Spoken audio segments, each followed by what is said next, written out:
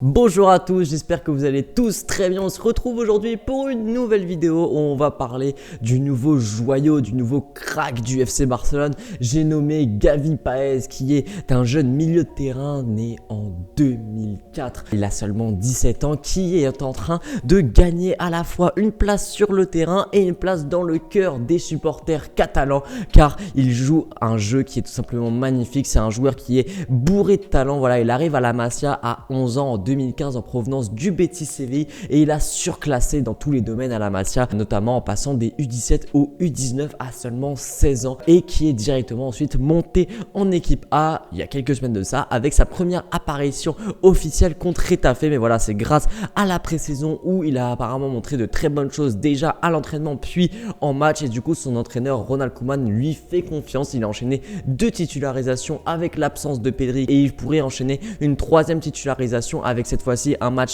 en Ligue des Champions face à Benfica, car même si Pedri est de retour dans le groupe, il pourrait ne pas être titulaire car il n'est pas totalement remis de sa blessure. Donc ça va sûrement être Gavi qui va être titulaire à sa place, tout simplement car c'est le joueur qui sort du lot clairement dans ce milieu de terrain du FC Barcelone parmi les jeunes. Dans le dernier match, on a eu Nico et Gavi qui étaient titulaires car Pedri et Frenkie de Jong étaient absents, et là voilà, c'est vraiment Gavi qui est sorti du lot parmi même tous les jeunes du Barça au-delà d'Ansu Fati. C'est un excellent joueur qui représente tout ce qu'on demande à un milieu du FC Barcelone et même à un joueur du FC Barcelone. Voilà, on sent qu'il a été formé à la bonne école, il lit le jeu plus vite, il le comprend plus vite et il prend aussi les bonnes décisions beaucoup plus vite que les autres joueurs de son âge. Voilà, c'est un joueur qui a aussi des qualités techniques au-dessus de la moyenne et qui n'a pas peur de prendre des risques, ce qui est très important quand tu joues au FC Barcelone. Alors aujourd'hui, on va décortiquer son jeu, donc surtout ses qualités, quelques-uns de ses défauts et ce qu'il apporte surtout à son équipe. Alors tout d'abord, on va voir pourquoi et comment Gavi prend-il toujours les bonnes décisions. La raison est assez simple, c'est qu'il prend énormément d'informations. Comparé à énormément de joueurs dans le monde, il a tout le temps les yeux levés, il lève tout le temps la tête et il analyse ce qu'il se passe autour de lui. Et lorsque il est en action, donc lorsque le ballon va arriver vers lui et qu'ensuite il le contrôle, donc quand il fait une action contrôle, puis conduite de balle, puis passe, il prend 3 informations. Alors la première, c'est avant de recevoir le ballon, la deuxième, c'est après avoir contrôlé, et la troisième, c'est après avoir lâché le ballon. On peut notamment le voir dans cette action face à Levante où Gavi vient demander le ballon dans les pieds. Tout d'abord, on va observer qu'il va regarder à droite et à gauche pour observer ses adversaires et savoir où ils se trouvent par rapport à lui. Ça va lui permettre de réaliser le contrôle parfait et de savoir où se placent ses adversaires et ses coéquipiers. Il va ensuite la donner à Nico, puis directement aller se replacer pour redemander le ballon. Ces prises d'informations lui permettent de connaître le positionnement de ses adversaires, de ses coéquipiers et de lui-même, ainsi que celui du ballon. Ça lui permet de savoir où est-ce qu'il se positionne à l'heure actuelle sur le terrain, et la première prise d'information, elle lui sert à se démarquer et savoir comment contrôler le ballon pour que l'adversaire ne lui prenne pas. La deuxième prise d'information sert à savoir où aller et où donner le ballon, et la troisième prise d'information sert à savoir où se placer une fois le ballon lâché pour redemander pourquoi pas le ballon ou pour attirer un joueur vers lui. L'un des meilleurs exemples pour refléter ceci, c'est cette action face à Cadiz où Gavi va jouer en relais plusieurs fois avec Busquets et Frenkie de Jong et aussi Youssouf Demir. Voilà, à chaque fois on va voir que Gavi va prendre l'information avant de recevoir le ballon et lever la tête, puis la donner à un joueur avant de tout de suite se replacer pour se démarquer et servir de relais en fait avec les joueurs qui vont être autour de lui. Là on va le voir plusieurs fois qu'il lève la tête et qu'il arrive à prendre toutes les informations et à analyser le terrain, le positionnement de ses adversaires, de ses coéquipiers, mais aussi son propre positionnement. Son sens de l'observation et sa lecture de jeu va aussi lui permettre d'ouvrir beaucoup d'espace et d'attirer les défenseurs. On le voit parfaitement sur cette action face à Cadiz, encore une fois, où il vient contrôler le ballon et faire mine d'aller la donner à Memphis Depay. Il a 3 défenseurs face à lui, dont 2 qui vont venir sur lui, ce qui permet à Youssouf Demir d'être démarqué et qui ouvre un espace. Malheureusement, à la fin de l'action, Gavi ne la donnera pas à Youssouf Demir, mais ça permet quand même d'ouvrir des espaces et ça a attiré 2 défenseurs de Cadiz sur lui.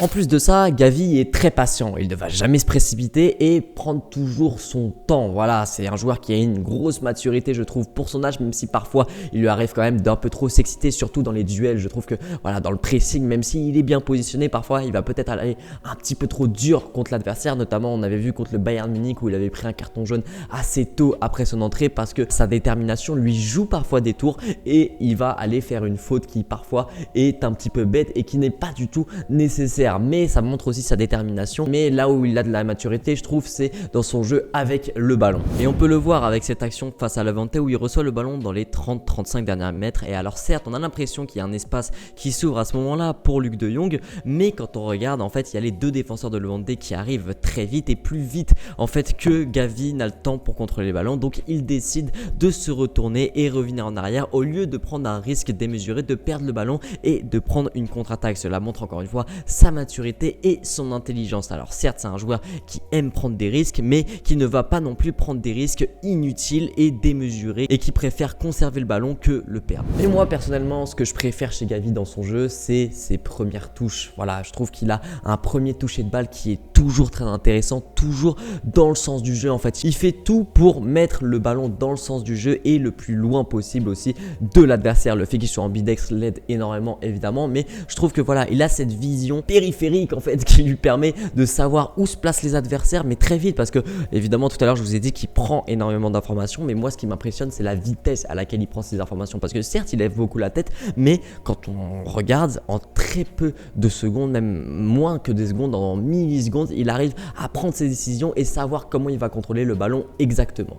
Le fait qu'il soit ambidextre par exemple va énormément l'aider. Voilà, j'ai remarqué quelque chose avec Gavi, c'est qu'il adore contrôler avec un pied et ensuite conduire la balle ou faire la passe avec l'autre pied, et on le voit parfaitement avec cette action où il va contrôler du pied gauche parce qu'il sait que ses coéquipiers, à savoir Luc de Jong et Memphis Depay, sont vers sa gauche et donc il fera la passe avec le pied droit plus facilement qu'avec le pied gauche, et aussi que ses adversaires seront plus loin du ballon s'il la contrôle avec le pied gauche. On a à peu près le même cas avec cette action face à Cadiz où il va voir son adversaire arriver vers lui parce qu'il en a deux face à lui, mais il y en a un qui l'attaque et donc du coup il décide de contrôler avec son pied gauche encore une fois pour la conduire avec son pied droit. Encore une fois face à Cadiz où dans la même action il va le faire deux fois de suite sur le même adversaire mais dans deux positions différentes. D'abord avec son pied gauche avec comme point d'appui le pied droit et ensuite avec son pied droit avec comme point d'appui le pied gauche. Ça montre à quel point il est capable de changer de pied d'appui et de pied de contrôle afin d'éloigner le plus possible l'adversaire du ballon et de mettre surtout le ballon dans le sens du jeu. Gavi n'a pas tout le temps besoin de toucher le ballon sur son contrôle pour en éloigner son adversaire. Par exemple sur cette action encore une fois face à Cadiz où il va tout simplement ne pas toucher le ballon car il sait qu'il y a un adversaire juste derrière lui qui va plus vite que lui au moment où le ballon arrive et que s'il la contrôle, son adversaire direct pourrait venir lui chipper le ballon. Il va donc tout simplement utiliser son corps pour faire une feinte et laisser passer le ballon pour que celui-ci soit le plus loin possible de son adversaire et que Gavi ait toute la place pour en faire ce qu'il veut. Donc voilà, j'espère que ces petites analyses vidéo, c'est la première fois que je fais ça, donc dites-moi si ça vous plaît en commentaire. Je pourrais en faire d'autres sur d'autres joueurs évidemment, mais j'espère que ça vous a permis de mieux comprendre le jeu de Gavi, de mieux comprendre aussi pourquoi Ronald Koeman lui fait autant confiance, parce que c'est le genre de petites choses qu'on voit pas forcément en match, ce genre de prise de décision qui peut tout changer. Parfois on a l'impression qu'un joueur fait la passe en rentrée alors qu'il pourrait très bien la mettre à un coéquipier qui est devant lui, mais on voit que quand on regarde au ralenti, quand on analyse un petit peu, ce n'est pas aussi simple que ça et que le football n'est pas une science infuse. Mais voilà, j'espère que ça vous aura aidé à comprendre un peu mieux le jeu de Gavi, à comprendre ses qualités, à comprendre aussi comment il fait pour contrôler le ballon, comment il fait pour prendre les décisions aussi vite, comment il fait pour prendre ses informations. J'espère que ça vous aura plu les amis. C'était Franek, partagez, likez, abonnez-vous. Ciao.